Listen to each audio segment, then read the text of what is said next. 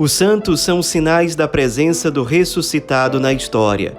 Hoje, dia 14 de março, celebramos Santa Matilde. Nossa santa de hoje nasceu em Westfália, na Alemanha, por volta do ano 895. Foi criada pela avó, que também se chamava Matilde, e era abadesa de um mosteiro de monjas beneditinas que ficava em Herford, também na Alemanha. Ali no mosteiro, Matilde foi educada, aprendeu a ler, a escrever e acabou inclusive estudando filosofia e teologia, o que era muito raro na época para mulheres. Ela tinha uma inteligência brilhante, era muito bonita, tanto de corpo como de alma, e com 14 anos de idade ela acabou se casando com um duque da região da Saxônia, que se chamava Henrique. Em pouco tempo, depois do casamento, ele acabou se tornando rei da Alemanha com o título de Henrique I. Os dois tiveram um casamento feliz, que durou 20 anos. Henrique era um rei virtuoso, foi um reinado justo, bom, e ele tinha muita capacidade de gestão, de liderança. Tanto que, durante o tempo que ele foi rei, houve um tempo de paz na Alemanha.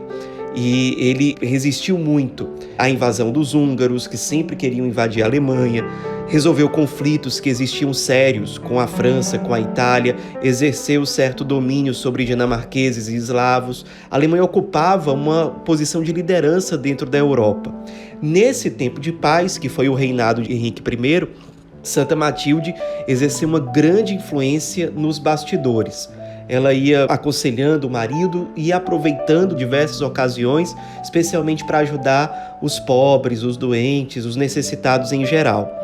Durante o tempo do reinado do marido, Matilde atuou, por exemplo, para a construção de várias igrejas, hospitais e escolas para os pobres dentro da Alemanha. Claro, ela e o marido eram muito queridos pela população em geral.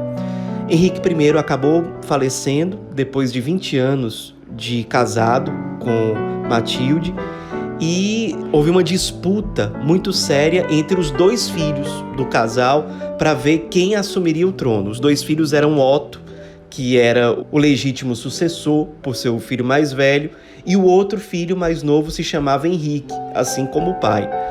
Os dois começaram a brigar entre si, de modo que houve uma guerra civil dentro da Alemanha. Matilde, claro, ficou muito triste com essa divisão entre os filhos. No fim desse conflito, Otto acabou assumindo o trono e, estranhamente, os filhos se revoltaram contra a mãe depois desse momento de conflito inicial.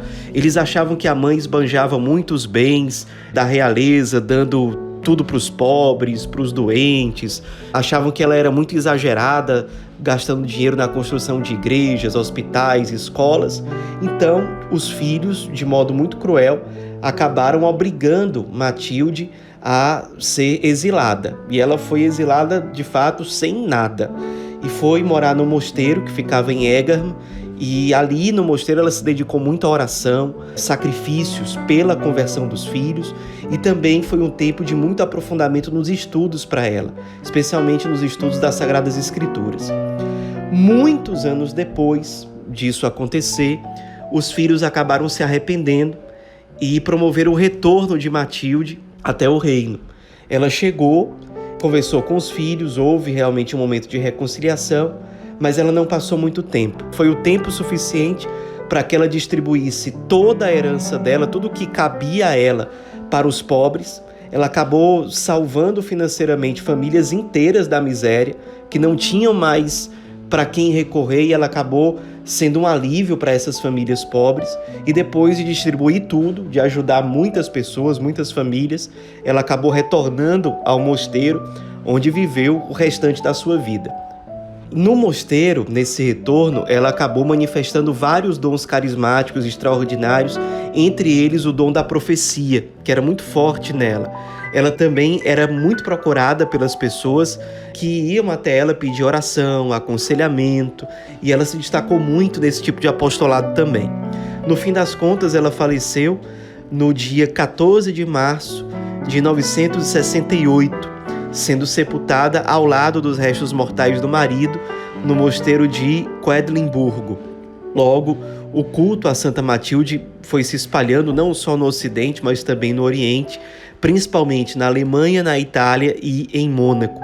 Interessante que da descendência de Matilde saíram vários reis de Portugal e, consequentemente, a família imperial do Brasil é da descendência de Santa Matilde. Nos inspiremos na vida dessa santa mulher, que foi santa no seu amor a Deus, na sua espiritualidade, no seu amor aos pobres, que foi santa como esposa, como mãe, lutando pela santificação da sua família, que foi santa vivendo no mosteiro, vivendo na clausura, se dedicando à vida contemplativa, que se ofertou pela salvação dos filhos principalmente, e que para nós é exemplo de fidelidade, de constância, de docilidade à vontade e à graça de Deus.